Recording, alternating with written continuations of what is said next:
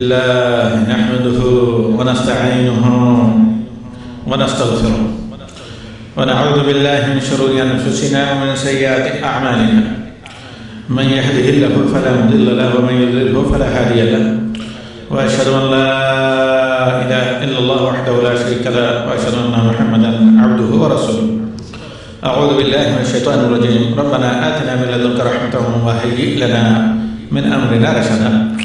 ہمارے بزرگوں اور بھائیوں، حضرات اور خواتین، السلام علیکم ورحمۃ اللہ وبرکاتہ۔ آج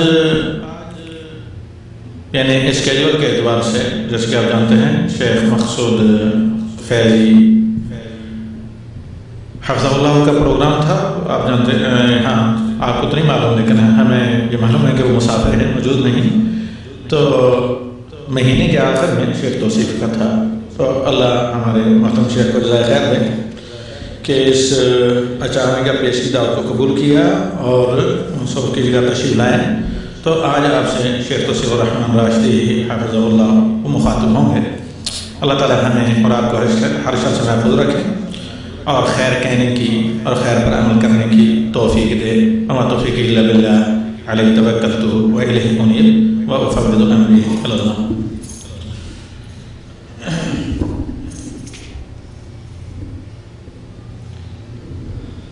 السلام علیکم ورحمۃ اللہ وبرکاتہ۔ جن بھائیوں کے جوال آنا ہیں اپنے جوال آپ کر لیں۔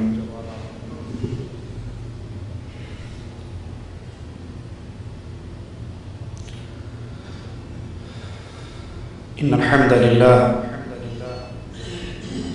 نحمده ونستعینه ونستغفره ونعوذ باللہ من شرور انفسنا ومن سیئات اعمالنا من يهده الله فلا مضل له ومن يضلل فلا هادي له أشهد أن لا إله إلا الله وحده لا شريك له وأشهد أن محمدا عبده ورسوله أما بعد أعوذ بالله من الشيطان الرجيم بسم الله الرحمن الرحيم قل هو الله أحد اللہ الصمد لم یلد ولم یولد ولم یکن له کفوا احد۔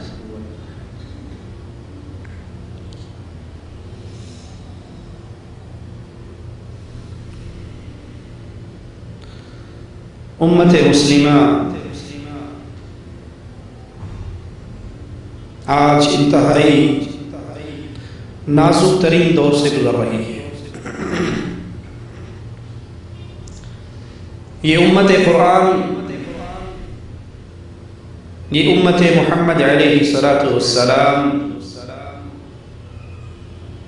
ذلت کی دلدل میں گرتی ہی چلی جا رہی ہے۔ دنیا پر اگر نگاہ دوڑائیں تو ہر علاقے میں اللہ بچائے تو بچائے اس مسلمان قوم کا خون پانی سے زیادہ سستا ہے۔ کہیں یہودی ان پر ظلم کر رہے،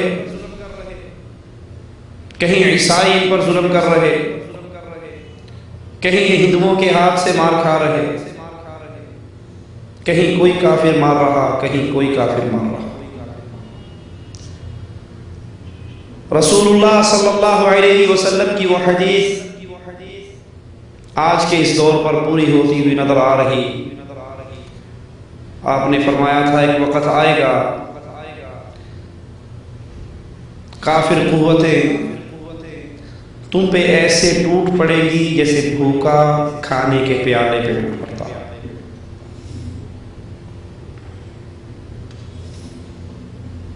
صحابی یہ سن کر حیران ہو گئے، کہنے لگے یا رسول اللہ صلی اللہ علیہ وسلم کیا اس دن ہم اتنے تھوڑے ہوں گے؟ مجھے زبان حال سے کہنے دیجئے کہ وہ 313 اور 1000 سے ٹکر لینے والے، وہ چند ہزار اور 1.5 لاکھ روم کی فوج سے ٹکرا جانے والے، جن کے جذبہ ایمانی کا یہ حال عبد الرحمن ابن عوف رضی اللہ عنہ وارضا فرماتے ہیں بدر کی جنگ میں جب صفیں بند گئی میں نے اپنے دائیں طرف دیکھا تو ایک 16-17 سال کا بچہ نظر آیا. میں نے اپنے بائیں طرف دیکھا تو اسی کی عمر کا بچہ نظر آیا. ابھی میں دل میں یہ سوچ رہا تھا کہ دوران جنگ تو انسان چاہتا ہے اس کا دایاں بھی مضبوط ہو اور اس کا بایاں بھی مضبوط ہو، اور میرا دایاں بھی کمزور ہے، میرا بایاں بھی کمزور ہے. میں یہ سوچ رہا ہوں اور وہ دائیں طرف والا بچہ کپڑا ہلا کر کہتا ہے چچا ابو جہل کہاں ہے؟ ابھی میں اس کے سوال پر حیران ہوں کہ یہ چھوٹی عمر کا لڑکا اور کفار کے کمانڈر ان چیف کے بارے میں سوال کر رہا ہے. اس کا جواب دیا نہیں کہ بائیں طرف والا بھی ہاتھ ہلا کر کہتا ہے چچا ابو جہل کہاں ہے؟ عبد الرحمن رضی اللہ عنہ وارضا کہتے ہیں بھتیجو تم اس کا کیوں پوچھ رہے ہو؟ اس کا سوال کیوں کرتے ہو؟ کہا چچا ہم نے سنا ہے وہ ہمارے آقا جناب محمد الرسول اللہ صلی اللہ علیہ وسلم کو گالیاں دیتا. چچا جب اپنے گھر سے نکلے تھے یہ سوچ کر نکلے تھے کہ آج اس دھرتی کے سینے پر یا محمد کا گستاخ رہے گا یا ہم رہے گا صلی اللہ علیہ وسلم. جب صفیں ٹوٹتی ہیں کفار کی تو عبد الرحمن رضی اللہ عنہ وارضا کی نظر ابو جہل پہ پڑتی ہے جو اپنی صفوں کے درمیان گھوم رہا ہے. کہتے ہیں بچوں جن کا تم سوال کر رہے تھے وہ تمہارے سامنے. فرماتے ہیں جس طرح تیر کمان سے نکلتا ہے یہ دونوں لپکے اور اللہ کے دشمن پہ ٹوٹ پڑے. اس ظالم کو زمین پہ گرایا. ان نوجوانوں کی تلواریں خون سے بھری ہوئی اور واپس آتے ہیں کہتے ہیں یا رسول اللہ صلی اللہ علیہ وسلم آپ کے دشمن کو میں نے قتل کیا.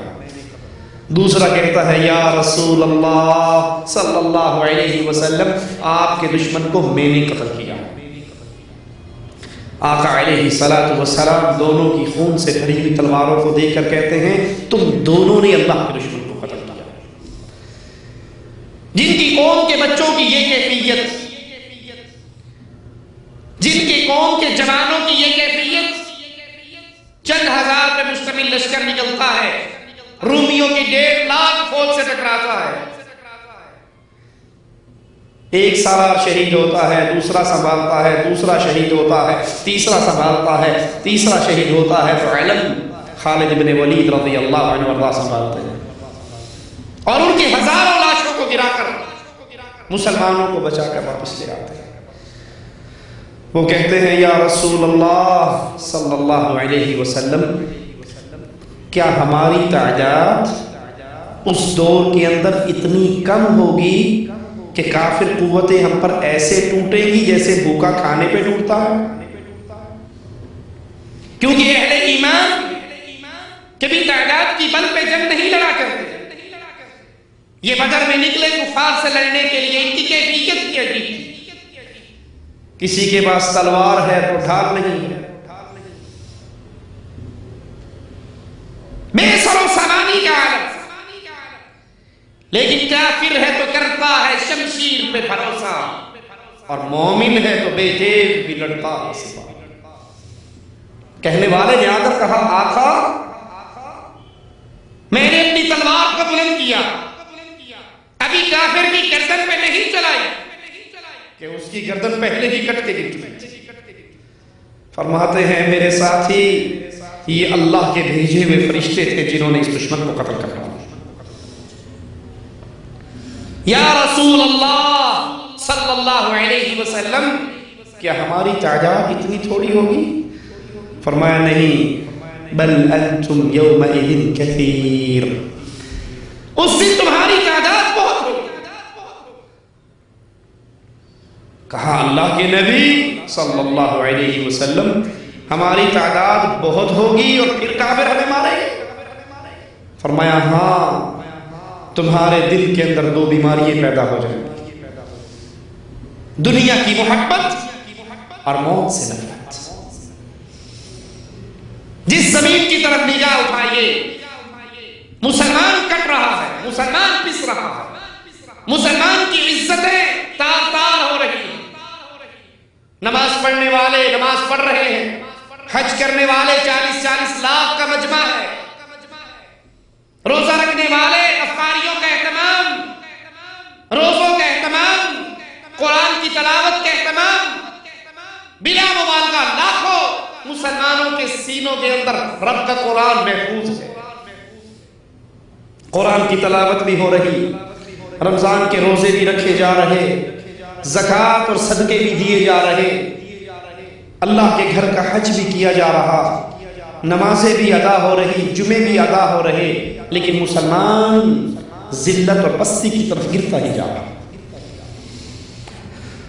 جس کو اللہ نے تھوڑی سی بھی عقل دی ہے وہ ضرور سوچتا ہے آخر کیا وجہ ہے، آخر کیا بیماری ہے، آخر کون سا مرض ہے۔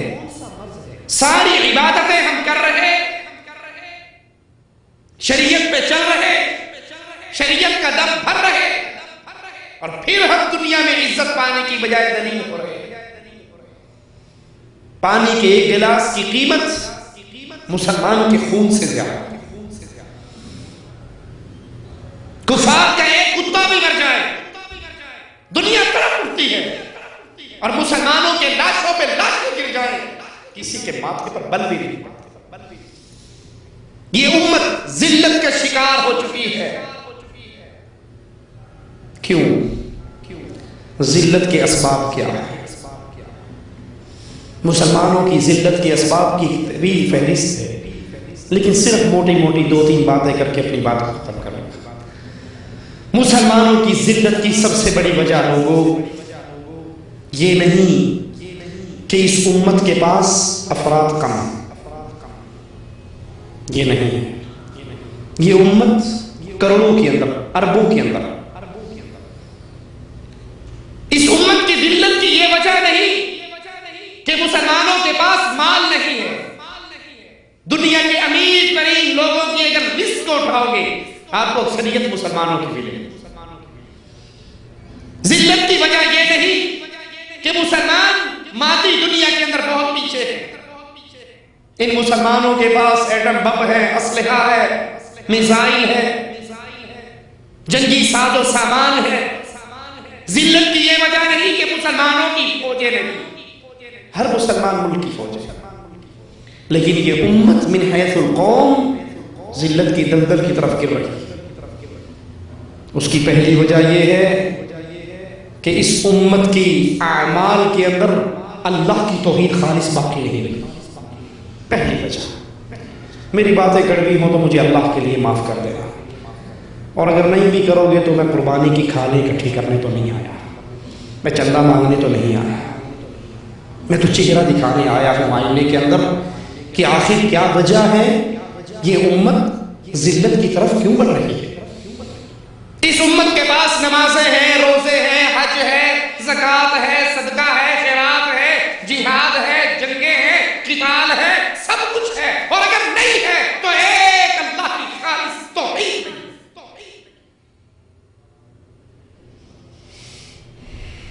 جو جرم کفار مکہ نے کیا،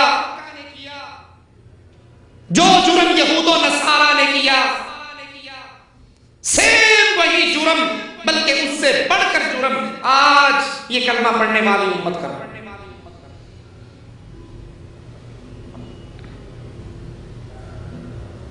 عیسائیوں نے کہا عیسیٰ اللہ کا بیٹا، یہودیوں نے کہا عزیر اللہ کا بیٹا۔ یہ وہ کفر کے جملے،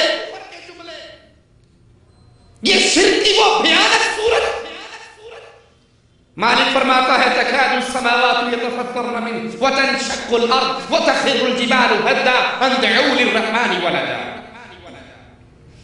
اللہ کا بیٹا بنانا، اللہ کا جز بنانا، اللہ کا ٹکڑا بنانا اتنا بڑا جرم ہے، اتنا غلیظ قول ہے، اگر یہ پہاڑوں پہ گر جائیں، پہاڑ رزا رزا، آسمان ٹکڑے ٹکڑے ہو جائے، زمین پھٹ جائے، اندعو للرحمن ولدا، اللہ کا بیٹا بنا دیا۔ یہ یہودیوں کا جرم، یہ عیسائیوں کا جرم، اور اسی جرم کی بنا پر اللہ نے ان دونوں قوموں کو کافر قرار دیا۔ لقد کفر الذین، جن لوگوں نے یہ کہا کہ کافر ہے، اور آج کے امت یہ نماز پڑھنے والی، یہ روزہ رکھنے والی، یہ حج کرنے والی، یہ جہاد کرنے والی، یہ صدقے دینے والی، یہ قتال کرنے والی، یہ بدعت سے جانے والی، ان کی شریعت کی مساجد سے، وہ مساجد جو اللہ کے دین کا قلعہ ہے، جو اللہ کے گھر ہے، جو اللہ کی مسجد ہے، فلا تدعوا مع اللہ احدا، جن میں کسی اور کو پکارنے کی اجازت نہیں ہے۔ ان مسجدوں سے 5 وقت یہ کفر کا آوازہ بلند ہوتا ہے، الصلاۃ والسلام علیک یا نور من نور اللہ، جس طرح عیسیٰ اللہ کا بیٹا ہے، عزیر اللہ کا بیٹا ہے، یہ امت بھی کفر بنتے ہوئے کہتی ہے کہ محمد اللہ کے روح کا ٹکڑا ہے۔ وہ توحید جس کو انبیاء لے کر آئے، وہ توحید جس کو پھیلانے کے لیے انبیاء کا سلسلہ چلا، وہ توحید جس کو پھیلانے کے لیے کہیں تو میرے نبی کے ماتھے کو پھاڑا گیا،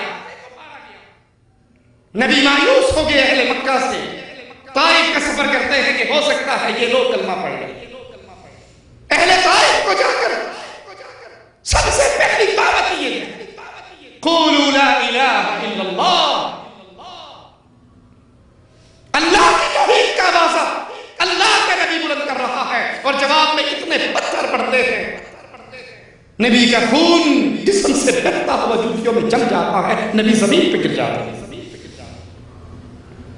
اسی توحید کی آواز کو بلند کرنے کے لیے تکلیفوں کی انبار، نبی نماز کے لیے باہر نکلتے ہیں، ابو لہب کی بیوی نبی کے راستوں میں کانٹے بچھا دیتی ہے، نبی زمین پہ سر رکھتے ہیں سجدے میں، کفار آپ کے کندھوں پہ اونٹنی کی جیر لا کر پھینک دیتے ہیں، ایک ظالم آپ کے گلے میں کپڑا ڈال کر بل دیتا ہے، ابو بکر دوڑتے ہوئے آتے ہیں، کہتے ہیں اس کو اس لیے قتل کرنا چاہتے ہو؟ یہ کہتا ہے ربی اللہ،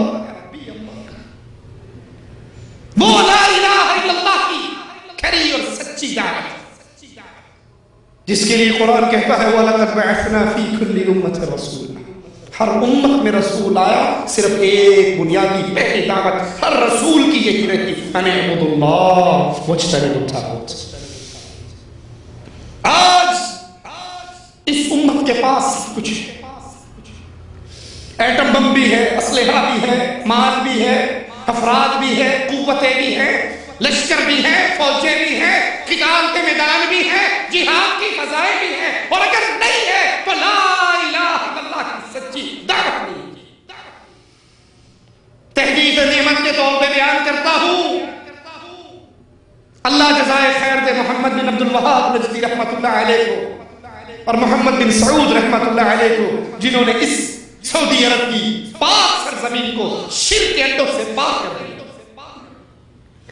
اللہ رحمت کرے امام عبدالعزیز رحمت اللہ علیہ اور ان کی آل اولاد پر، جنہوں نے اس دھرتی کو قبر پرستی کے شرک سے بالکل صاف رکھا، اور وہ جرم جو اس سعودیہ کو چھوڑ کر پوری کائنات میں ہو رہا ہے، پوری دنیا میں ہو رہا ہے، کہیں قبروں کی پوجے، کہیں مندروں کی پوجا، کہیں درختوں کی پوجا، کہیں پتھروں کی پوجا، اس دھرتی کو پاک کیا کہ یہاں پر عبادت ہوگی تو ایک اللہ ہوگی، اور اس ملک سے باہر نکلیے، باہر کی فضا میں سانس لیجئے تو ایک اللہ کی بجائے کروڑوں الہ، کروڑوں مشکل کشا ہے، کروڑوں حاجت روا ہے، کروڑوں غوث اعظم ہے۔ میں ملتان کا واسی ہوں، اکیلے ملتان کے اندر 1.25 لاکھ ولیوں کے دربار، کئی مہینے لگ جائیں ان کی قبروں کو دیکھنے کی۔ وہ کفر کا عقیدہ آج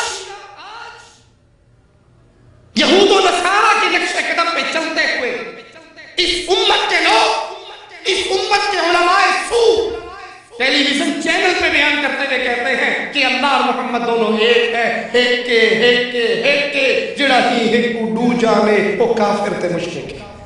اللہ اور رسول دونوں ایک ہیں، جو ان کو دو کہے گا وہ کافر ہے، وہ مشرک ہے۔ مومن تو وہ ہے جو ان کو دو ایک مانتا ہے، دو نہیں مانتا۔ وہی جو مستوی عرش کا خدا ہو کر اتر پڑا مدینے میں مصطفیٰ ہو کر۔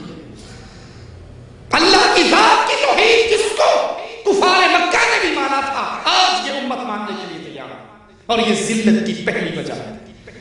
مشرک کو کبھی دنیا میں عزت قرآن وعدہ نہیں کرتا، انتم الاعلون، تم غالب رہو گے۔ کیوں؟ اگر ایٹم بم بنا لیں، تم غالب رہو گے اگر غوری میزائل تیار ہو گے، تم غالب رہو گے اگر تعداد بہت زیادہ ہوگی، نہیں، انتم الاعلون، تم غالب رہو گے ان کنتم مؤمنین، اگر تم اہل ایمان ہو۔ اللہ کی عبادت کی بجائے درگاہوں کی پوجا، قبروں کی پوجا، غیر اللہ کی پوجا، اللہ کی عبادت میں غیروں کو شریک۔ اگر اللہ کے گھر کا طواف ہے تو آج کی کلمہ پڑھنے والی امت اس کی اکثریت قبروں کا طواف نہیں کرتی۔ اگر اللہ کی لیے نماز پڑھتے ہوئے انسان سجدہ ریز ہوتا ہے تو درگاہوں پہ بھی سجدے۔ اگر اپنی تکلیف اور مصیبت میں یا اللہ مدد کی صدا بلند ہوتی ہے تو اسی طرح یا رسول اللہ مدد اور یا علی مدد کی صدا بلند ہوتی ہے۔ اگر حاجی مینا میں اللہ کے لیے قربانی دیتے ہیں تو قبروں، درگاہوں، درباروں کے اوپر بھی جانوروں کو ذبح کیا جاتا ہے۔ اگر اللہ کے لیے رکوع ہے تو پیروں اور سیدوں کے لیے بھی رکوع ہے۔ اللہ کے لیے قیام ہے تو حضرت کے لیے بھی قیام ہے، قومی جھنڈے کے ترانے کے لیے بھی قیام ہے۔ اللہ کی وہ خالص، وہ سچی اور سچی توحید جس کے ماننے کے نتیجے میں عزت ملا کرتی ہے، جس کے ماننے کے نتیجے میں دنیا بھی سنورتی ہے اور آخرت بھی سنورتی ہے۔ وگرنہ یہ عرب کے چرواہے، یہ عرب کے بدو، کبھی پانی پینے پلانے پہ جھگڑا، کبھی گھوڑا آگے بڑھانے پہ جھگڑا، آپ اس کی لڑائیوں میں کٹ اور مر رہے ہیں، لیکن جو ہی لا الہ الا اللہ کی دعوت سے جڑے اللہ نے کیسی عزت عطا کی۔ عمر رضی اللہ عنہ وارضاہ کا نام قیصر و کسریٰ اپنے محلات میں سنتے تھے، ان کی جان چھلک جایا کرتی تھی۔ یہ اللہ نے عزت کیوں دی؟ مسلمان مجاہد پہاڑی پہ چڑھتا ہے، سامنے سمندر کی لہروں کو دیکھتا ہے اور کہتا ہے ربا میرے سامنے سمندر کا پانی ہی پانی ہے، اور اگر مجھے پتہ لگ جائے اس کے پار بھی تیری مخلوق رہتی ہے، اللہ میں اس دھرتی پہ جا کر بھی تیری توحید کے علم کو گاڑ کر رہا ہوں۔ مسلمانوں کا خلیفہ آسمان پہ بھٹکتی ہوئی ایک بدلی کو دیکھ کر کہتا ہے جہاں تیرا جی چاہتا ہے برس، تو جہاں بھی برسے گی تیرا خراج مسلمانوں کے بیت المال میں ضرور جمع۔ یہ عزت کیوں تھی؟ عزت کے اس دور کی طرف لوٹ کے یہ عزت کیوں تھی؟ کیونکہ اللہ کی توحید کو مسلمانوں نے سینے سے لگایا، اور آج اللہ کی توحید میں، آج اللہ کی عبادت میں مردوں کو شریک کیا گیا، پیروں اور فقیروں کو شریک کیا گیا۔ مسجد معراج ہے، درگاہ آباد،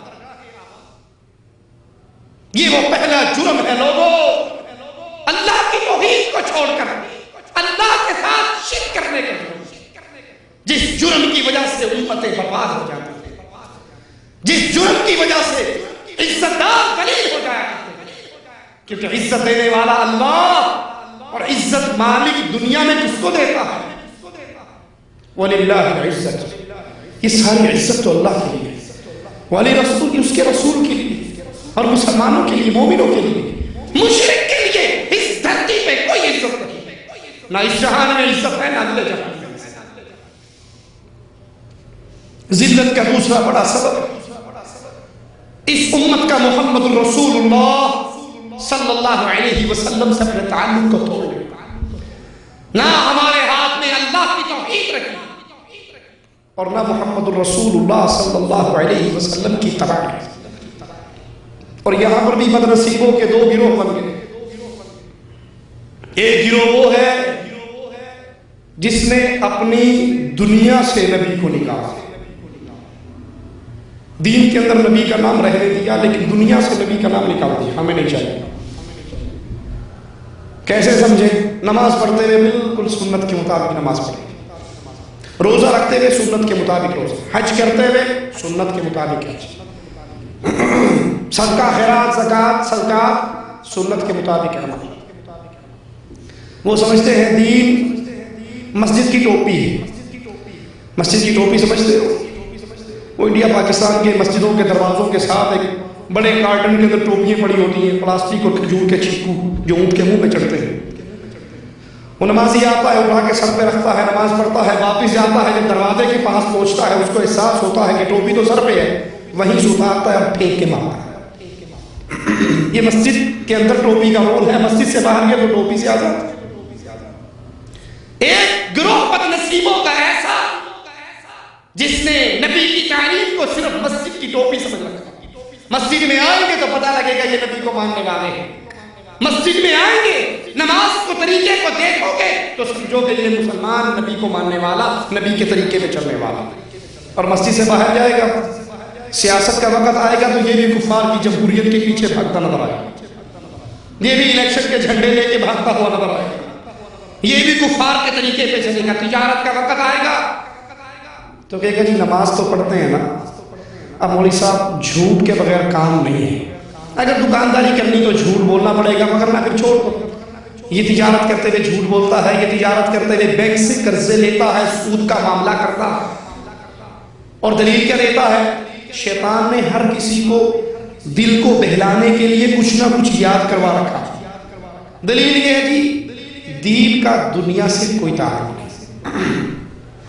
دین اور چیز ہے، دنیا اور چیز ہے. ہم دین میں پوری شریعت میں عمل کرتے ہیں لیکن دنیا میں آزاد ہیں.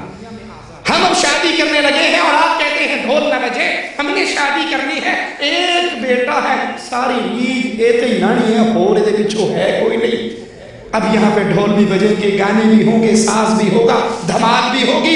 یہاں پہ اس کے ماتھے پہ صحرا بھی لگے گا، مہندی کی رسمیں ہوگی، اپٹن کی رسمیں ہوگی، جوتی چھپائی کی رسمیں ہوگی، دودھ پلائی سالی کے ہاتھ سے یہ رسم ہوگی، دروازہ کنڈی پکڑائی کی رسم ہوگی، جوڑا جہیز کی رسم ہوگی. سارے معاملے کریں گے. مولوی صاحب جب ہم مسجد میں آتے ہیں تو نماز پڑھتے ہوئے ہم بالکل سنت کا خیال رکھتے ہیں، لیکن یہ دین ہے، یہ دنیا ہے. دنیا کا دین سے کیا تعلق ہے؟ شادی میں ہم آزاد ہیں، غنی میں ہم آزاد ہیں، سیاست میں ہم آزاد ہیں، کاروبار میں ہم آزاد ہیں، لین دین میں ہم آزاد ہیں، دنیا کے ہر معاملے میں آزاد ہیں. وہ یہ سمجھتے ہیں کہ نبی صرف عبادات کا نظام لے کر آئے، زندگی پوری کا نظام لے کر نہیں. لہذا ان کا دین، ان کا نبی پر ایمان وہ مسجد سے شروع ہوتا ہے، مسجد میں ختم ہو جاتا ہے. اور کچھ وہ بدنصیب ہیں، کچھ وہ بدنصیب ہیں جنہوں نے اپنی دنیا سے بھی نبی کو نکالا اور اپنے دین سے بھی نبی کو نکال دیا. دنیا میں تو وہ آزاد تھے، آزاد ہو ہی گئے ہر مسئلے میں. اور عجیب بات ہے، بڑی عجیب بات ہے، دنیا کا کوئی مسئلہ ہو ان کو دادا ابو کی دلیل یاد نہیں آتی، بڑی بی کی دلیل یاد نہیں آتی، ابا جان کی دلیل یاد نہیں آتی. اور جہاں دین کا معاملہ ہو، اجی حدیث سے ٹھیک ہے پر بزرگاں نے نہیں فرمایا سے. انہوں نے اپنی دنیا سے بھی اپنے نبی کو نکال دیا، اپنے دین سے بھی اپنے نبی کو نکال دیا. بات تو آپ کی ٹھیک ہے لیکن دادا وہ تو ایسے نہیں کرتے تھے. ہماری تو 7 نسلوں سے گھر میں سے 11ویں شریف کا ختم ہوتا ہے، ہم کیسے اس کو روک دیں؟ ہمارے تو دادا پردادا سے لے کر شادی کے فوراً بعد درگاہ پہ جا کر خامد اپنی بیوی کا منہ بعد میں دیکھتا ہے، پیر نوری پوری سرکار کو پہلے دکھا کر آتا ہے، ایک میں ٹھیک نہیں ہے. یہ تو رسمیں ہیں جو ہمارے آباء و اجداد سے چلی آ رہی ہیں، اس کو کیسے چھوڑ دیں؟ قرآن سن کر، حدیث سن کر، فتوی رسول سن کر، قول حبیب سن کر پھر اس کا زبان لڑک جاتی ہے اور کہتی ہے نہیں بزرگوں نے ایسے نہیں کہا. اب سوچئے اور غور کیجئے، یہ دلیل دینے والوں کو سمجھائیے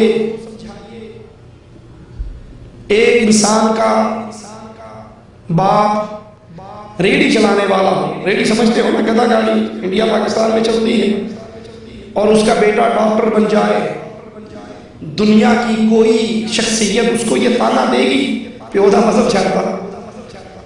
کوئی کہے گا اسے؟ کوئی نہیں کہے گا۔ تو نے باپ کا مذہب کیوں چھوڑا؟ تیرا باپ ریڑھی چلاتا تھا، تو ڈاکٹر کیوں بن گیا؟ وہ فوراً جواب میں کہے گا بھائی میرا باپ ان پڑھ تھا، پڑھا لکھا نہیں تھا، جوانی پڑھنے کی عمر اس نے برباد کر دی تھی، اور میں نے پڑھ لکھ لیا، لہذا میں ریڑھی چلانے والا نہیں بنا، ڈاکٹر بن گیا۔ کوئی اس کو یہ تانا نہیں دے گا تم نے باپ کا طریقہ چھوڑ دیا۔ بیٹے نے شادی کرنی ہو اور وہ چاہے میں خالہ کی بیٹی سے شادی کروں، ماں باپ اس کی منتیں کر لیں کہ تو یہ رشتہ نہ کر، تو پھوپھی کی بیٹی سے شادی کر لے، وہ جواب میں کیا کہتا ہے؟ ابو گزارا میں نے کرنا ہی، آپ نے زندگی تو میں نے گزاری، آپ کو کیا پتا؟ آپ نے اپنی بھگت لی، اب میری بھگتنے کا وقت آیا تو میں اپنا فیصلہ خود کروں گا۔ کبھی اسے کوئی تانا نہیں دے گا تو نے ماں باپ کا طریقہ چھوڑ دیا، تو نے ماں باپ کی بات نہیں مانی۔ اور جہاں اللہ کے نبی کی شریعت پہ عمل کا وقت آتا ہے، ہر بندہ اس کو نبی کی سنت دیکھتا ہے، کہتا ہے اچھا ماں پیو کا دین چھوڑ دیا، ماں باپ نے تو یہ نہیں سکھایا تھا، بزرگوں نے تو یہ نہیں سکھایا تھا، آباء و اجداد نے تو یہ نہیں سکھایا تھا، پیر و فقیر نے تو یہ نہیں کہا تھا، حضرت اور شیخ نے تو یہ پٹی نہیں پڑھائی تھی۔ دنیا کے معاملے کے اندر کوئی اس کو یہ تانا نہیں دے گا، اور جو ہی دین کی بات آئے وہ توحید کو اپنا لے، نبی کی رسالت پہ ایمان لے آئے، اپنی نماز، اپنا روزہ، اپنا حج، اپنا نکاح، اپنی طلاق، ایک ایک عمل میں اللہ کے نبی صلی اللہ علیہ وسلم کی اتباع کرنے لگ جائے تو سب سے پہلے تانوں کی تو اس کے اوپر یہی چلتی ہے، تمہیں آباء و اجداد کے دین کو چھوڑو۔ اور یاد کر لے شیطان کا یہ حربہ نیا نہیں ہے، بہت پرانا ہے۔ سمامہ جب گرفتار ہو کر اللہ کے نبی صلی اللہ علیہ وسلم کے پاس آئے،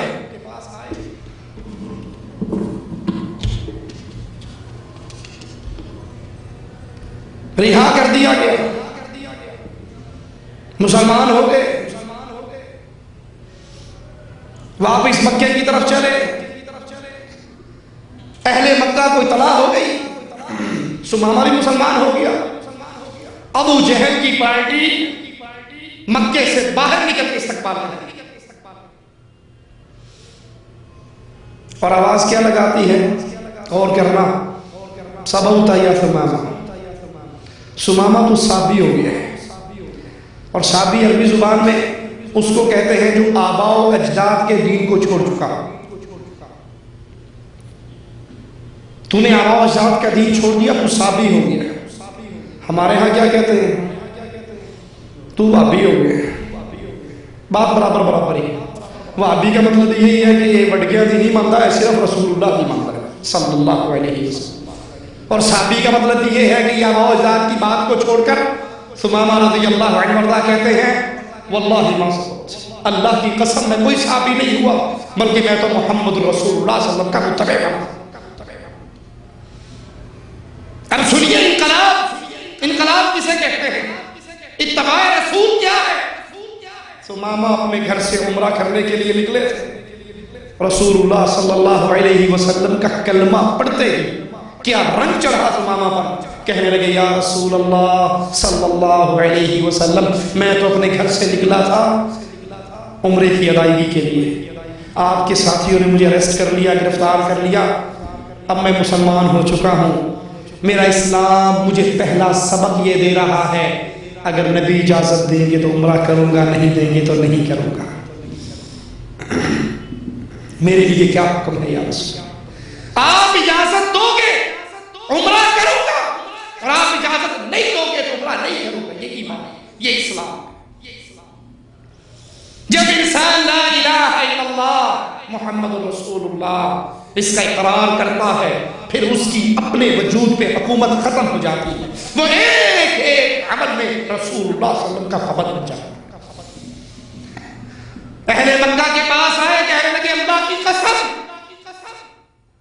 گندم کا سب سے بڑا تاجر میں ہوں، تمہارے گھر میں گیہوں میرے ذریعے سے آتے ہیں، جب تک مجھے میرا نبی اجازت نہیں دے گا تمہیں ایک دانہ بھی گندم کا نہیں، ایک دانہ۔ یہ اشہد ان محمد رسول اللہ کا تصویر بولتی ہوئی آواز ہے کہ میری تجارت، میری عبادت، میری نماز، میرا ایک ایک عمل پابند ہے محمد رسول اللہ صلی اللہ علیہ وسلم۔ اور یہ عزت کا راستہ ہے، نبی کی اتباع عزت کا راستہ ہے، جس نے اللہ کے حبیب علیہ الصلوۃ والسلام کو اپنی زندگی کا امام، زندگی کا قائد، زندگی کا رہبر، زندگی کا رہنما تسلیم کیا اور اپنے آپ کو پابند کر لیا محمد رسول اللہ صلی اللہ علیہ وسلم کی تعلیمات کی روشنی میں۔ اس کو عزت کیسے ملی؟ خدیجہ رضی اللہ تعالی عنہا کھانا لے کر نبی کے لیے چلتی ہے، غار کے دہانے پہ بھی نہیں پہنچتی، آسمان والا پہلے ہی جبرائیل کو اتار دیتا، یا محمد صلی اللہ علیہ وسلم یہ خدیجہ آ رہی ہے، اس کو اس کے رب کا سلام کہنا، اس کو اس کے رب کا سلام کہنا، اور اس کو بتانا اللہ نے تیرے لیے جنت میں موتی کا ایک محل تیار کیا۔ بلال رضی اللہ عنہ نہ حسب و نسب میں دنیا کی ڈیمانڈ کے مطابق، نہ خوبصورتی میں دنیا کی ڈیمانڈ کے مطابق، لیکن اپنی زندگی کو محمدی بنایا، زندگی کے ہر عمل میں اپنے لیے راہ نجات امام الانبیاء کو سمجھا۔ نتیجہ کیا نکلا؟ آقا علیہ الصلوۃ والسلام پوچھتے ہیں بلال کیا عمل کرتے ہیں؟ میں جنت میں تمہاری جوتیوں کی آواز اپنے سے آگے سنا۔ کیا عمل کیا ان صحابہ نے؟ عمر رضی اللہ عنہ وارضا سے کہتے ہیں عمر میں نے جنت میں ایک بڑا خوبصورت محل دیکھا، میں نے پوچھا یہ محل کس کا ہے؟ کہا آپ کے خادموں میں سے ایک خادم کا، قریشی کا، عمر ابن خطاب کا ہے۔ اے عمر مجھے تیری غیرت یاد آ گئی اور میں تیرے محل میں تیری اجازت کے بغیر داخل نہیں۔ عثمان رضی اللہ عنہ وارضا ایک وقت پہ 7 مرتبہ عثمان رضی اللہ عنہ وارضا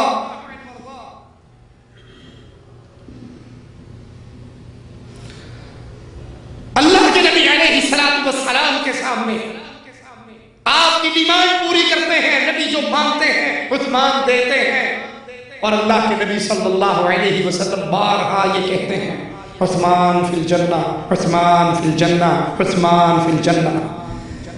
آخری بار حضرت عثمان کے دامن کو پکڑ کے کہتے ہیں عثمان بس کرو بس کرو، ما ضر عثمان ما عمل بعد اليوم قط، آج کے بعد کوئی عمل بھی نہ کرو، اللہ نے تمہاری جنت کا مجھ سے وعدہ کر دیا۔ ان کے اندر وہ کیا چیز تھی کہ یہ دھرتی پہ چلتے تھے اور ان کے جنتی ہونے کی گارنٹی آسمان سے اترتی تھی۔ صحابی کہتا ہے یا رسول اللہ صلی اللہ علیہ وسلم میں قرآن کی تلاوت کرتا اور میرا گھوڑا بھی دکھتا، میں تلاوت روک دیتا گھوڑا سکون سے ٹہل جاتا، میں پھر تلاوت کرتا وہ پھر بھی لگتا، میں پھر روکتا وہ پھر سکون سے ٹہل جاتا۔ کہا میرے ساتھی تو قرآن کی تلاوت کرتا تھا، آسمان کے فرشتے تیری تلاوت کو سننے کے لیے آئے ہوئے تھے، وہ کیا انقلاب ہے ان کی زندگی میں؟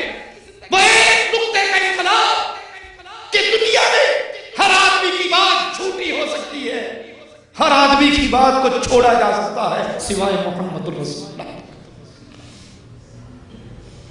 دوران خطبہ ایک شخص کھڑا ہوتا ہے، اللہ کے نبی کہتے ہیں بیٹھ جاؤ، ایک صحابی مسجد کے مدخل پر دروازے پر ہی وہیں بیٹھ جاتا ہے، کہتے ہیں میرے ساتھی تجھے تو نہیں کہا بیٹھنے کا، کہا آقا آپ کی آواز میرے کان سے ٹکرائی تھی، بیٹھ جاؤ، میں سن کر پھر کیسے کھڑا بیٹھا۔ انہوں نے اپنی اللہ صلی اللہ علیہ وسلم وہ واحد راستہ ہے جس کے اوپر چل کر انسان اللہ کی جنت میں جا سکتا ہے۔ اس امت کی ذلت کا دوسرا بڑا سبب یہ ہے کہ یہ امت نبی کی اتباع کو چھوڑ کر ہزاروں فرقوں میں بٹ چکی ہے۔ کہیں دیوبندی ہے، کہیں بریلوی ہے، کہیں نقشبندی ہے، کہیں چشتی ہے، کہیں قادری ہے، کہیں رضوی ہے، کہیں نوری ہے، کہیں سہروردی ہے۔ جس اینٹ کو اٹھاؤ اس کے نیچے سے نیا فرقہ نکلتا ہے۔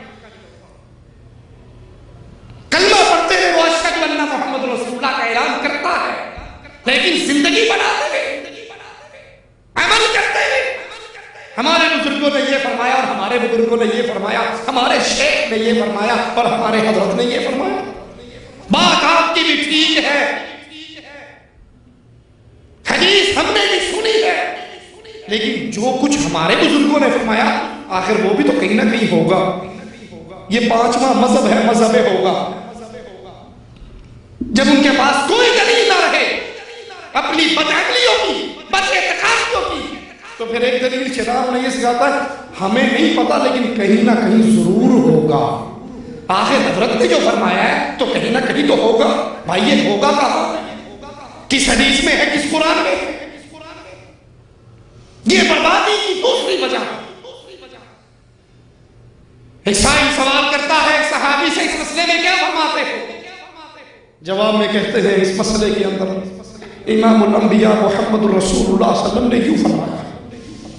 سائل کہتا ہے میں نے سنا ہے شاید ابو بکر و عمر نے تو یوں کہا تھا۔ ناراض ہو جاتے ہیں، غضبناک ہو جاتے ہیں، کہتے ہیں میں تجھے محمد رسول اللہ صلی اللہ علیہ وسلم کی حدیث سنا رہا ہوں اور تو جواب میں کہتا ہے ابو بکر و عمر نے کیوں کہا؟ ڈرتا ہوں کہیں آسمان سے تجھ پہ پتھروں کی بارش نہ ہو۔ اپنے اپنے پیروں کے خولوں میں بند ہونے والوں، اپنے اپنے اماموں کو معصوم کا درجہ دینے والوں، نبی کا فرمان آنے کے باوجود میں فلاں فرقہ سے اور میں فلاں فرقے سے، میں فلاں جماعت سے اور میں فلاں گروپ سے، امام الانبیاء کی بات کو ٹھکراتے ہو، لسوڑی شاہ اور فسوڑی شاہ کی بات پر، امام الانبیاء کی بات کو ٹھوک کر مارتے ہو ایک امتی کے طور پر۔ جس امتی کی کیفیت یہ ہے آقا فرماتے ہیں آسمان سے فرشتے اترتے ہیں، مجھے ترازو میں بٹھاتے ہیں، 2 سے تولتے ہیں میرا پڑھنا بھاری رہتا ہے، 10 سے تولتے ہیں میرا پڑھنا بھاری رہتا ہے۔ ساتھی فرشتہ کہتا ہے کس کو تول رہا ہے؟ امام الانبیاء کو۔ مقابلہ 2 10 سے کرتا ہے۔ اگر ایک پلڑے میں غور کیجئے اللہ کے لیے، نبی کے دین کو چھوڑ کر فرقوں میں بٹ جانے والوں، نبی کی حدیث کو چھوڑ کر غیر نبی کے قول کو سینے سے لگانے والوں، ذرا فرشتوں کے جملوں پہ غور تو کرو۔ کہتے ہیں اگر ایک پلڑے میں امام الانبیاء کو بٹھاؤ اور ایک پلڑے میں پوری کائنات کو بٹھاؤ، محمد کا پلڑا سب پہ بھاری رہے گا صلی اللہ علیہ وسلم۔ یہ پوری کائنات جو ایک پلڑے میں ہے، کیا اس میں 4 امام نہیں آئے؟ کیا اس میں 12 امام نہیں آئے؟ کیا اس میں رائگڑ والے، بریلی والے، دیوبند والے، گنگوہ والے، بغداد والے، کوفے والے نہیں آئے؟ فرمایا ایک پلڑے میں ساری کائنات اور ایک پلڑے میں امام الکائنات محمد رسول اللہ صلی اللہ علیہ وسلم۔ ہماری بربادی کے اسباب میں سے ایک بہت بڑا سبب یہ قانون بن گئے، یہ نظام بن گئے، یہ عقیدے بن گئے، یہ اصول بن گئے۔ اگر قرآن کی آیت میرے امام کے قول کے خلاف آئے گی، اٹھائیے اصول کر، قرآن کی آیت میرے امام کے قول کے خلاف آئے گی تو اس آیت کو منسوخ جانا جائے گا۔ نبی کی حدیث میرے امام کے قول کے خلاف آئے گی، مردود جانا جائے گا۔ تعویل کرنے کی کوشش کریں گے، ہوگی تو ٹھیک، نہیں ہو گئی تو میرے امام کا قول کی حجت رہے گی۔ صحابی کا اثر میرے امام کے قول سے ٹکرا جائے، تعویل کرنے کی کوشش کریں گے، ہو گئی تو ٹھیک، نہ گزارا چلا تو اس کو مردود کہا جائے گا۔ ارے ابن عباس رضی اللہ عنہما حضرت علی کے فتوے منگاتے ہیں، صحیح مسلم کے مقدمے میں یہ بات موجود ہے۔ ان فتووں کو پڑھتے ہیں اور پھر فرماتے ہیں علی نے یہ فتوے نہیں دیے، یہ لوگوں نے علی کے نام پہ مشہور کر دیے۔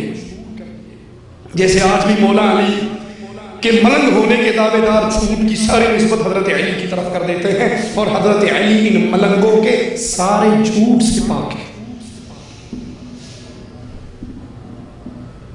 حضرت علی نے یہ فتوے نہیں دیے۔ غور کرنا، سیدنا ابن عباس کے جملوں پہ غور کرنا، کہا اور اگر علی بھی یہ فتوے دیتا تو گمراہ ہو جاتا۔ ارے کیا اتنا کہہ دینا کافی نہ تھا کہ یہ فتوے علی نے نہیں دیے؟ یہ کیوں کہا؟ اگر علی بھی یہ فتوے دیتا تو گمراہ ہو جاتا۔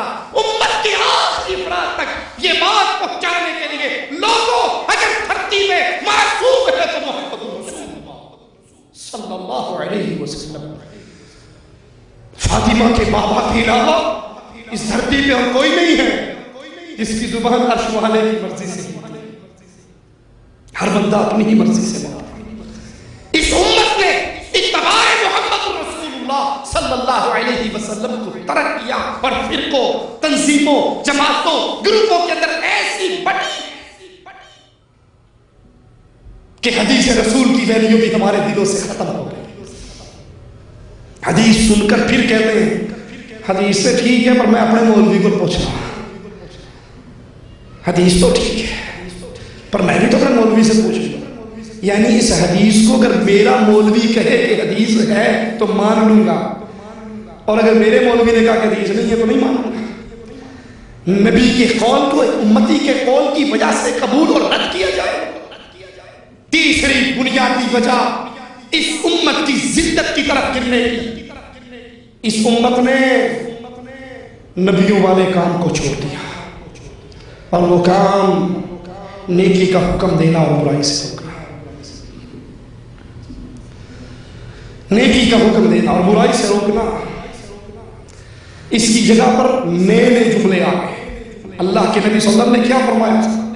اے لوگوں تمہاری مثال اس کشتی کے مسافروں کی طرح ہے جو دو منزلہ کشتی ہو، نیچے والی منزل کو پانی چاہیے، وہ اوپر جاتے ہیں، سمندر میں ڈول نکالتے ہیں اور پانی لے کر آتے ہیں۔ اوپر والے لوگوں کے ماتھے پر بل پڑنے لگے، ایک ہی صبح شام پانی لے آنا جاندے نے، بڑا ہی تنگ کیتا ہے۔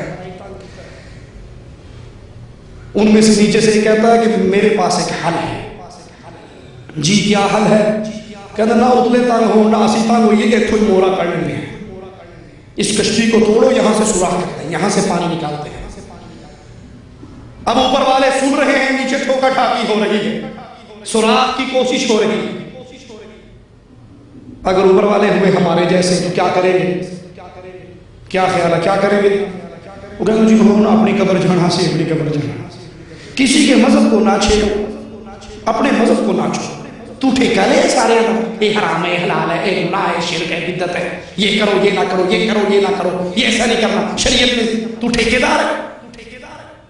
اس نے اپنی قبر میں جانا، میں نے اپنی قبر میں جانا، پتر اگر موری ہوگی نا دونوں ایک قبر سے جان گے۔ اگر یہ سوراخ میں کامیاب ہو گیا تو یہی قبر بنے گی دونوں کی، کوئی اور نہیں بنے گی۔ فرمایا اگر اوپر کی منزل والے نیچے آ کر اتحادوں کو پکڑ لیں اور ان کو روک لیں، خود بھی بچ جائیں گے اور ان کو بھی بچا لیں گے۔ اور اگر انہوں نے کہا جی جڑا جتھے لگا ٹھیک لگا ہے، بڑا بہترین جملہ ہے ہمارے پاس، جو جہاں لگا ہے ٹھیک لگا ہے، چوری ہو جائے تو شرطوں میں جا کے رپورٹ کیوں کرواتے ہو میری گاڑی چوری ہوگی، جڑا جتھے لگا ہے ٹھیک لگا ہے، وہ چوری کر کے جائے گا تو مبارک ہو گئے۔ جو جہاں لگا ہے ٹھیک لگا ہے، کہنا نہیں جی یہ مطلب نہیں، دین دے وچ جڑا جتھے لگا ہے ٹھیک لگا ہے، میری کوئی اٹھ پٹ کے ویکھے گا میں تو پن جانا، اس کا مطلب ہے تجھے اپنے گھر کی غیرت ہے، دین محمد کی غیرت نہیں ہے۔ جو جہاں لگا ہے ٹھیک لگا ہے، یہ امت محمدیہ کا جملہ نہیں، یہ بنی اسرائیل کا جملہ، جنہوں نے یہ عمل کرنا چھوڑ دیا تھا، نیکی کا حکم نہیں دیتے تھے، برائی سے روکتے رہتے تھے۔ رسول اللہ صلی اللہ علیہ وسلم نے فرمایا خبردار لوگوں کو نیکی کا حکم دینا، برائی سے روکنا، اور اگر یہ کام نہیں کرو گے پھر تم پر اللہ کا عذاب آئے گا۔ آج عذاب نہیں تو کیا ہے؟ روز صبح کا اخبار پڑھ لو. وہ مشہور جملہ بن گیا, ایک بندے نے دوسرے سے پوچھا آپ کی صحت کیسی ہے؟ کہا جی 1 ہفتہ ہو گیا ماشاءاللہ بڑا فریش. کہا کیوں بھائی خیریت ہے؟ میڈیسن کھا رہے ہو؟ کیا کھا رہے ہو؟ کہا کہ 1 ہفتے سے اخبار نہیں پڑھا. بالکل ٹھیک, اخبار پڑھتا ہوں, اس کے اندر سوائے ٹینشن کی کوئی بات نہیں. اتنے مسلمان ادھر مر گئے, اتنے مسلمان ادھر مر گئے, اتنے مسلمان ادھر مر گئے, سوائے مسلمانوں کے قتل و غارت کے علاوہ کوئی خبر ہی نہیں. فرمایا تم پر اللہ کا عذاب مسلط ہوگا, پھر تم رو رو کے دعائیں کرو گے, رحمت کی 2.5 گھنٹے کی دعاؤں میں بھی جاؤ گے, قبول ایک بھی نہیں ہوگی. کیوں؟ نیکی کا حکم دینا تم نے چھوڑ دیا ہوگا اور برائی سے روکنا چھوڑا. یاد کر لیجئے نیکی کے حکموں میں سب سے بڑی نیکی کیوں جی کون سی ہے؟ نماز پڑھنا, روزہ رکھنا, حج کرنا, جہاد کرنا, صدقہ دینا, خیرات دینا. سب سے بڑی نیکی کیا ہے؟ سب سے بڑی نیکی یہ ہے, یہ پیشانی جو غیر اللہ کے سامنے جھکی تھی اس کو اٹھا کر اللہ کے سامنے جھکا. توحید کی دعوت کائنات کی نیکیوں میں سب سے بڑی نیکی. اور افسوس اکثریت توحید کے دعوے داروں سے بھی توحید کی دعوت چھوٹ گئی ہے. وہ کیوں چھوڑ چکے ہیں؟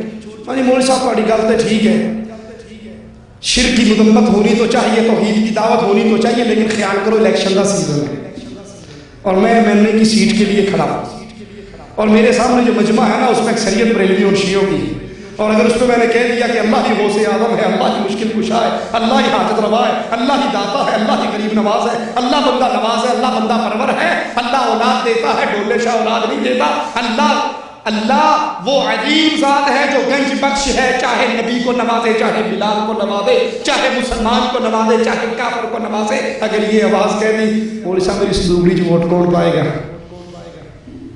مجھے ووٹ کہاں سے ملے گا؟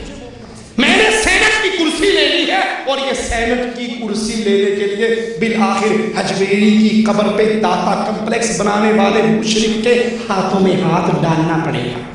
یہ الیکشن کا سیزن ہے, متحدہ مجلس عمل کے پلیٹ فارم سے ہم نے 10 سیٹیں منظور کروائی ہیں. اب اس اتحاد کو برقرار رکھنے کے لیے ایک ہاتھ میں ساجد نقوی کا ہاتھ اور ایک ہاتھ میں نورانی کا ہاتھ لینا پڑے گا. ہماری مجبوری ہے, تسی کڑے الیکشن کھلوتے تھوڑی کی مجبوری ہے, ساڈی تے مجبوری 2 لاکھ روپیہ پر اللہ کی توحید کے دعوے داروں کی زبان سے ہٹ گئی ووٹوں کے لیے, الیکشن کے لیے. طارق جمیل صاحب مورا شریف کے دربار پہ گئے اور بریلویوں کے عرس کے موقع پہ پوری بریلویت بیان کی. یا ایوہ النبی کا ترجمہ کیا, اے غیب کی خبریں سنانے والے, اور نیچے سے نعرہ رسالت, نعرہ حیدری, یا علی مدد کی آوازیں, یا رسول اللہ مدد کی آوازیں, یا غوث اعظم مدد کی آوازیں لگے. اور طارق جمیل صاحب بیٹھے چپ کر کے سنتے رہے کہ اگر یہ کہہ دیا کہ یہ شرک ہے تو امت کا جوڑ ٹوٹ جائے. ہمیں جوڑ کی فکر ہے, ہم بھی کہتے ہیں جوڑ کرو, تھوکنا نہ کرو, ایلفی نہ کرو. مشرک شرک پہ باقی رہے, رب محمد کی قسم یہ جوڑ نہیں ہو سکتا. میرے شیخ کی قبر کو اللہ جنت کا باغ بنائے.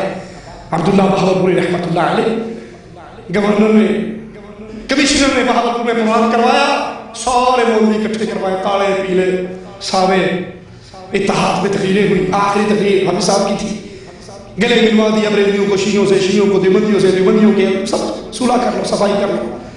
آپ صاحب نے کہا کمشنر صاحب مشرک اور مواحد کا اتحاد نہیں ہوا کرتا, وہ مشرک ہے, یہ مواحد ہے, یہ اللہ کو پوچھتا ہے, یہ قبر کو پوچھتا ہے, کیسے گلے مل جائے. مثال دے کر کہا ایک لکڑی یوں ہے اور ایک لکڑی یوں ہے, ان دونوں کو جا کے ترخان کو دو, نجار کو دو, اس پہ کیل مارے.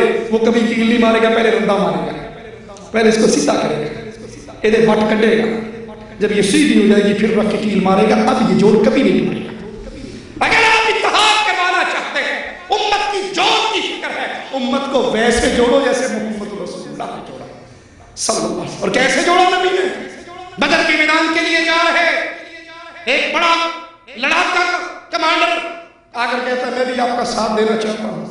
ایک ہی سوال میرے امام نے کیا, میرے آقا نے کیا, میرے مرشد نے کیا, میرے نبی نے کیا, تو لا الہ الا اللہ کو مانتا ہے؟ اس نے کہا نہیں, میں لا الہ الا اللہ کو تو نہیں مانتا, میں تو لات و عزا کا پجاری ہوں, لیکن مظلوم کی مدد کے لیے آیا.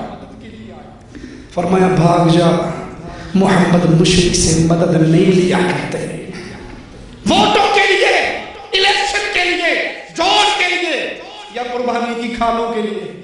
اجی مولوی صاحب آخر چندہ بھی تو اکٹھا کرنا ہے، قربانی کی کھلنا بھی تو جوڑنی ہے، یہ سیزن ہے قربانی کی کھالوں کا، یہاں توحید کا آوازہ نہ لگاؤ، تین دن کے اجتماع اٹینڈ کر لیجئے، آپ کو توحید کی دعوت نہیں ملے گی، نظر نہیں آئے گی۔ کیوں؟ چندہ لینا ہے، قربانی کی کھال اکٹھی کرنی ہے، توحید کی دعوت ہم سے چھوٹ گئی۔ امر بالمعروف میں سب سے پہلا کام لا الہ الا اللہ کا وعدہ، ہو قبروں میں گرنے والوں، یہ داتا نہیں ہو سکتے جو مر جائے، یہ غوث آدم نہیں ہو سکتے جن کی اپنے یتیم ہو جائے، یہ بری نہیں کر سکتے جن کی اپنی بیوہ ہو جائے، یہ گنج بخش نہیں ہو سکتے جو کپڑے اتارنے کے قابل نہ رہے، غسل کرنے کے قابل نہ رہے۔ یہ توحید کی دعوت آج توحید کے دعوے داروں کی سٹیج سے قائم ہے، کسی کو کوئی مصلحت ہے، کسی کو کوئی مسئلہ ہے، اور یہی ہماری ذلت کی وجہ ہے۔ اللہ سے دعا ہے اللہ ہمیں توحید کی دعوت کو سمجھنے کی توفیق عطا فرمائے، اس کو بیان کرنے کی توفیق عطا فرمائے، اور دنیا کے ہر طرح کے لالچ اور ڈر سے نجات ہو کر سچی دعوت لا الہ الا اللہ کی پکار لگانے کی توفیق عطا فرمائے۔ ایک بھائی کا سوال ہے، السلام علیکم ورحمۃ اللہ وبرکاتہ۔ سید توصیف الرحمان راشدی صاحب، سوال یہ ہے کہ کشمیر کے جو حالات ہیں اور خون خرابے کا جو ماحول ہے، کیا ان حالات کو جہاد کہا جائے گا یا فساد کہا جائے گا؟ قرآن و حدیث کی روشنی میں جواب دیں۔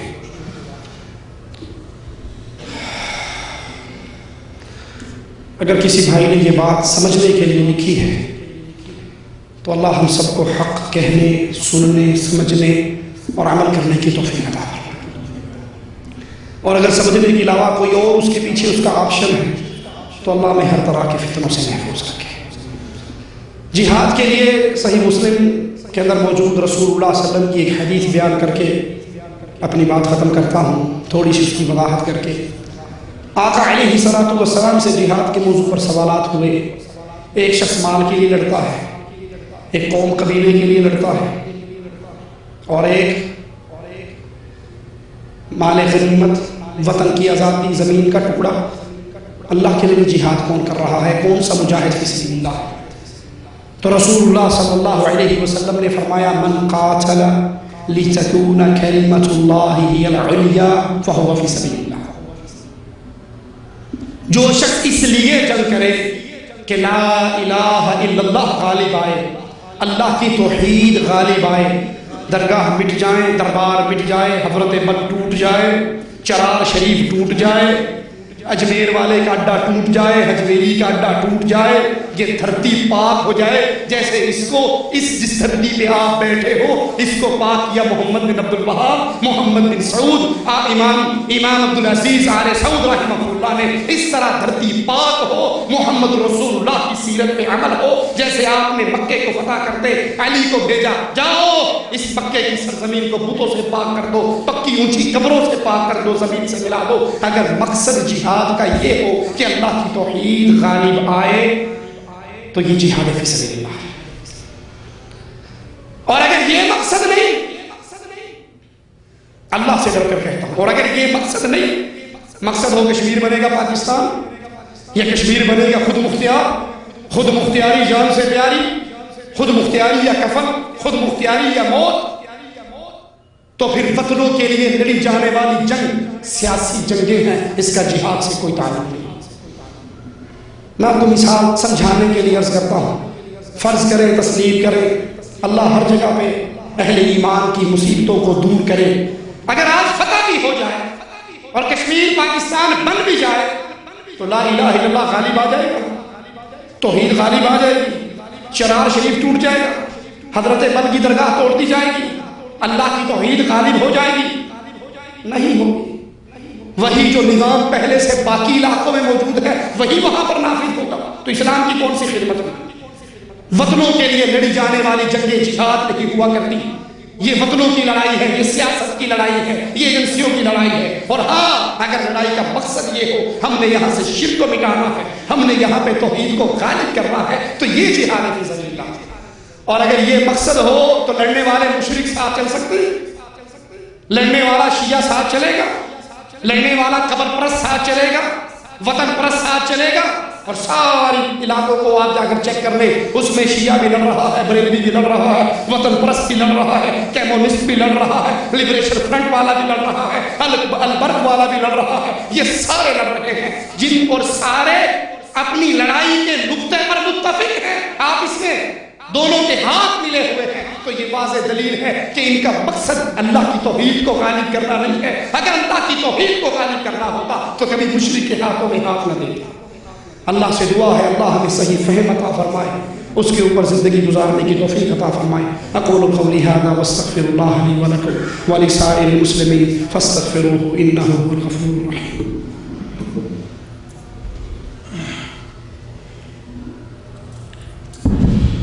السلام علیکم ورحمۃ اللہ وبرکاتہ۔ الحمدللہ بنعمتہ تتم الصالحات۔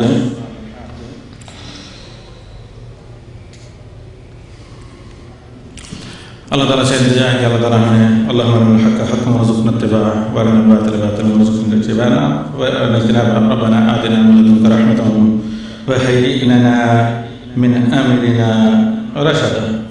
اللہ رب العالمین سے دعا ہے کہ اللہ تعالیٰ تمام عالم اسلام میں مسلمانوں کی مدد فرمائے اور ہمیں توفیق دے کہ جس چیز کا ہمیں علم ہو بات کریں۔ تو اس اللہ کی زمین میں یقیناً بے شمار ایسے لوگ ہیں جو اعلاء کلمۃ الحق کے لیے کام کرتے ہیں۔ تو اس وقت ہمارے سامنے ہمارے ایک کینی بھائی ہیں جنہوں نے اسلام قبول کیا ہے، تو یہ آپ کے سامنے صرف کلمہ توحید شہادتین کو دہرائیں گے۔ ان کو مبارکباد دیں اور اس سے کے بعد میں بھول نہ جاؤں، ایک اعلان ہے، کل بروز جمعہ بعد نماز عشاء مسجد عبداللہ بن مسعود حنک میں شیخ توصیف الرحمن راشدی کا خطاب ہوگا۔ لکھا ہے یہاں پر عنوان لعنت جہیز۔ یہ اردو زبان بڑی خطرناک ہے، یہ صحیح ہونا چاہیے کہ جو ہے جہیز ایک لعنت ہے۔ تو اس میں تمام لوگوں کی یہ کہا گیا ہے کہ شرکت فرمائیں۔ جی ہاں، ویسے یہ بعض لوگوں کو اس پر اعتراض ہے کہ بھئی ہدیہ اور کھانے کا ذکر نہ کریں، اس سے ہماری توہین ہوتی ہے، لہذا درود سننے کے لیے جانا چاہیں تو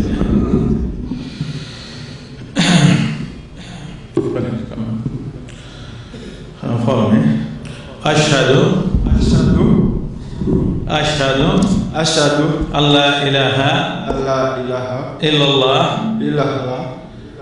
وحدہ لا شریک لہ واشہدو ان محمدن عبدہ ورسولہ واشہدو ان عیسیٰ عبد اللہ ورسولہ وکلمتہ القاہا الى مریم تکبیر اللہ اکبر۔ It means that I bear witness that Allah is only one true God, worthy to be worshipped without any partner, and I further bear witness that Muhammad, Allah's peace be upon him, Muhammad sallallahu alayhi wa sallam, he is Allah's last and true messenger and Allah's slave.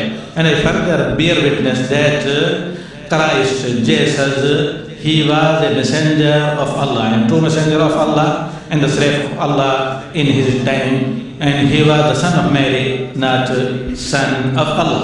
وأشهد أن الجنة حق وأن النار حق. And I further bear witness that the fire of hell is truth and the paradise is truth. We ask Allah that kindly we show the straight path that reach us to Jannah بإذنه سبحانه وتعالى. أقول قولي هذا أستغفر الله لي ولكم ولسائر المسلمين فاستغفروه إنه هو الغفور الرحيم.